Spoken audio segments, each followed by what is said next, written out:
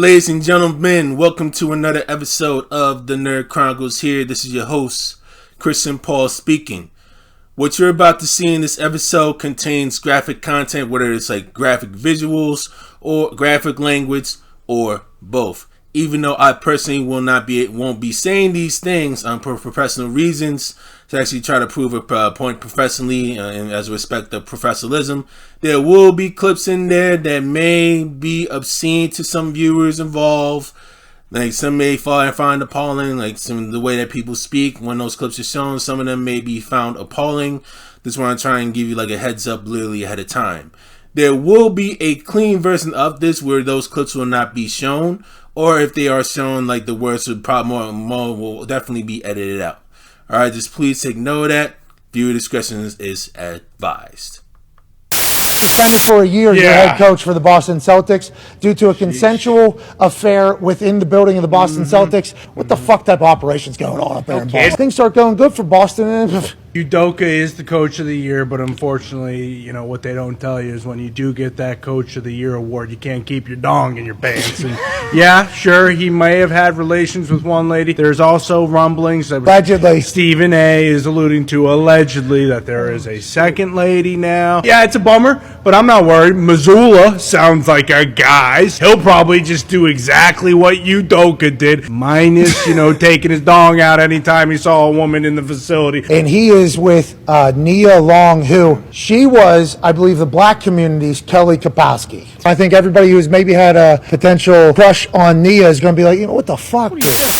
Man, I'm not going to lie. This Ime Udoka situation is taking a turn at this point. I think this just came out overnight from Shams, so this is a pretty, reliable source. It says Ime Udoka allegedly made unwanted comments towards a female staffer, which prompted an internal investigation. Some Celtics staffers became aware of Udoka's relationship with the woman in July, but thought it was consensual. This is a little concerning because we all thought it was consensual, but apparently the staffer that he laid down with said that he made some unwanted comments towards her and went to, I guess, like Celtics HR about it. So now, just thinking about it in this realm, it could be a SA type of situation, or maybe even an A ends with an E type of situation. I don't want to speculate, but what do you guys think about this? This is kind of a crazy turn. Do you see? Alright, so ladies and gentlemen, we know that the news broke out coming out of the Boston metroplex, right? We hear about the situation with Boston Celtics head coach Ime Udoka, and the Celtics basically suspending Ime Udoka here, the current head coach who led their team to last season's NBA Finals and came within 2 wins of winning their 18th NBA title, right? Banner number 18, right? 2 wins, okay? He's now suspended for all of the 2022-23 NBA season, okay? He's suspended for this upcoming season coming up due to some work relations with his work spouse, if you will, right? And the details are extremely messy and based on what's really going on with all like the rumors and everything. So what we will be digging, I'm not gonna actually dig too further into the whole scenario between Mr. Udoka and his favorite work spouse to be when they were working together as co-workers in the Boston Celtics organization, right? We're gonna dig deep into the history of work spouses from various sites. So the first set that we have here is actually coming out of the cuts where it discusses the history of the work spouse, right? And it comes from Mrs. Katie Heaney. Give a huge shout out to her. So what we will actually be discussing, they know they got like some bots photos up there, but I gotta look into that. So the author basically says he's the first person to check in when you arrive. It is with it that you grab a quick and unsatisfying lunch where you both vent about the indignities of the workday thus far. When your boss does something embarrassing, it's her eyes you seek. And when it's time to sneak out early for happy hour, it goes without saying that so come with you. She's not a plausible romantic interest, no suggestion is there. She might not be a professional equal, but she's equally likely not to be. She might be a boss or a you're a competitor, you are dependent, possibly too much, on her emotional support within a context that perpetually degrades you. You call her your work wife, and here I must ask you why. In a 1933 story for the New York Times, the British journalist and British Liberal Party politician Philip Whitwell Woodson attributed the term office wife to Prime Minister William Ewart Gladstone, who Wilson used to describe the ideal relationship between a Prime Minister and his secretary. By secretary, Gladstone referred not to the person in office, stereotypically a woman, who answers phone to complete other administrative tasks, but a person, stereotypically a man, who serves as an advisor/ghostwriter/ moves it beneath. A prominent politician and by osmosis absorbs some of his political power.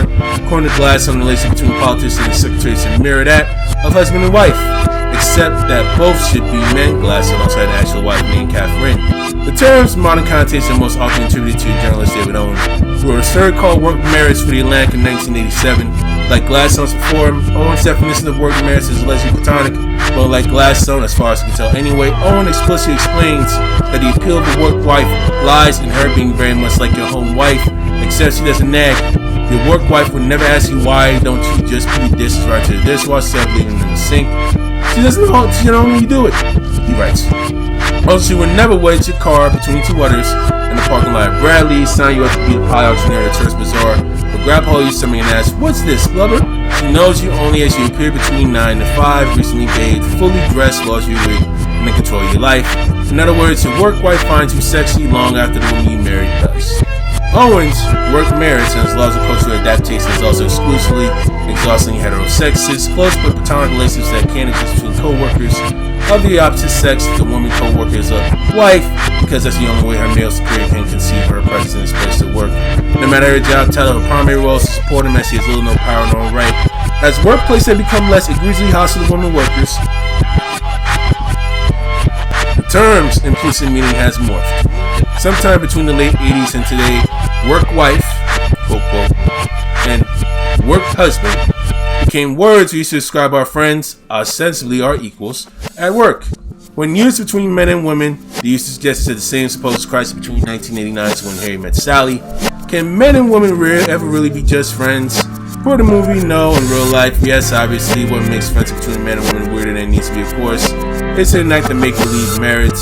There are, of course, women who have work wives, and though I've never heard a man call a woman his work husband, I can't prove it's never happened. Women who call a woman work wife tend to be straight. There, the offense lies in heterosexual corniness. Like an aunt who calls every friend her girlfriend, when in both cases they're widely looking as well a friend would do. That we've adopted this language for co-workers, reflection of identification with our workplaces. There was all a culture that would cast alcoholism as ambition and asked us to lean in and work smarter and stay hungry. Perhaps friend felt insufficient for those people who allowed to make such a possible condition survival. But where friend is low stakes, work wife and work husband can become loaded. In 2019, the New York Times ran a modern love column by a self-identified straight woman who complained that her work wife, a lesbian co-worker who used for Chase's attention to the offer apparently felt entitled, had made a different woman friend at work. The column served as an especially cringe reminder that work marriages, like real ones, can suffer from one-sidedness and acrimonious endings. Where real marriages require some work to entangle, work marriages can advance as abruptly as a closed email account. Someone is fired, quits, and that's that. At one suggestion from Brutus, why not work girlfriend? Why the rest to institutionalize? The term work wife belongs spiritually early aughts alongside low-rise jeans, purity rings, and Sex in the City. What once carried an air of winkling rebellion now just sounds retrograde and sad. The leaning dream is dead, and so too is any illusion in our workplace are where most glamorous, capable, and control of our life, unquote, quote. For those lucky enough to have kept their jobs throughout the pandemic, for those who have offices that they might one day return to, the prevailing spirit seems more likely to be cautious than convivial. Workplace friendships can exist so long as work is where we spend most of our time. Flirtation is bound to endure there too. One hopes too that we can stop being such heteronormative squares about it. Rest in peace, work wives and work husbands. Long live the work widowers and widows. Shout out to Mrs. Katie. Alright, ladies and gentlemen, we have one more article to read about work spouses and work husbands and work wives And this is coming from Mr. Daniel B. Klein, coming out of the Motley Fool. Shout out to him, by the way. Article actually took place around summer 2019, coming from the money section of USA Today. Now, it's not that many Americans have had a work spouse. And basically, we scroll down here. Danny says the average American puts in 34.5 hours in the office each week.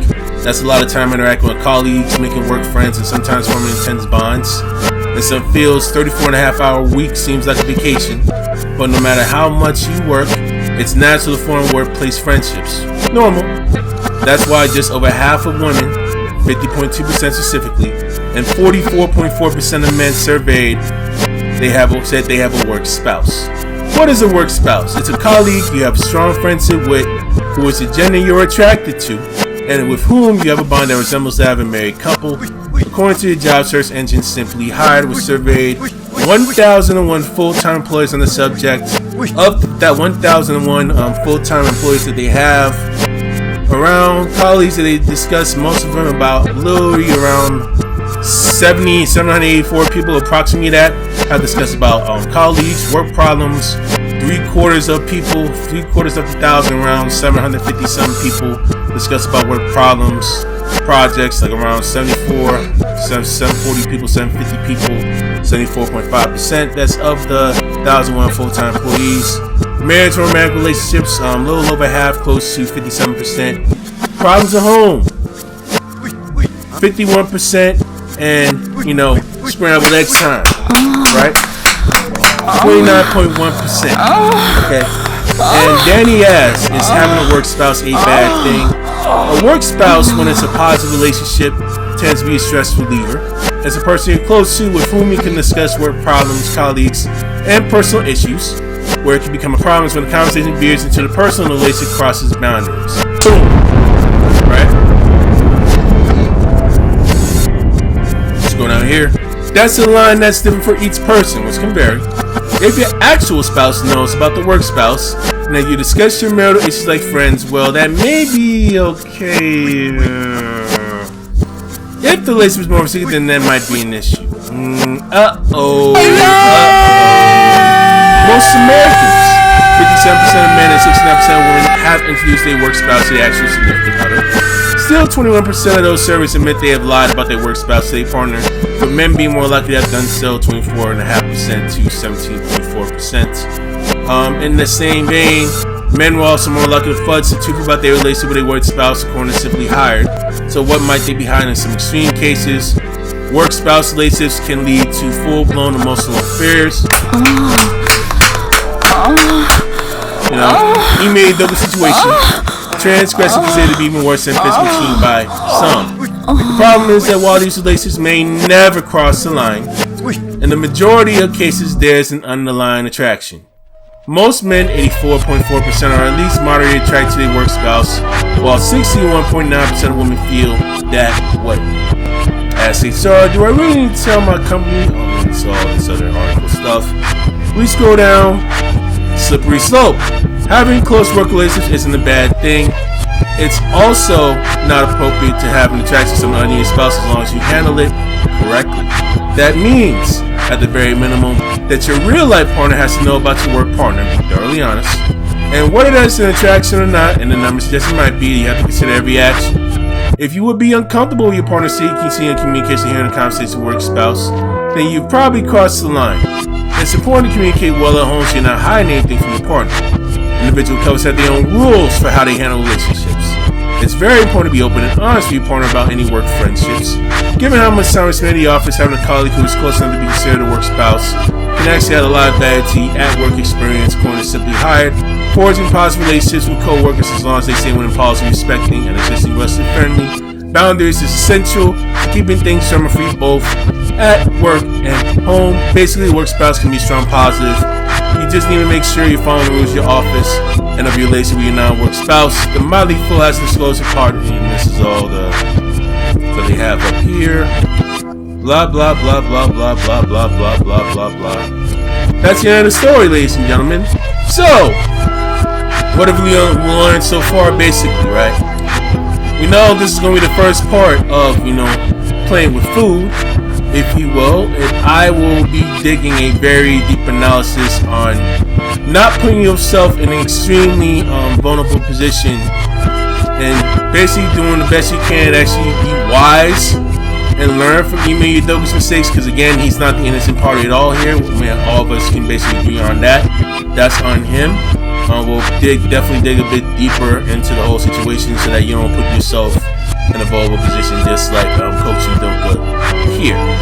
And even further, I'll be discussing more about that issue up on Anchor in the weeks to come when in regards to this, because obviously it has been broken literally all over last week, and it has been insanity all over the sports world, all over mainstream media, due to the fact that the Celtics are literally a historical basketball franchise coming out of the NBA. So with that, we're gonna cut this video short here.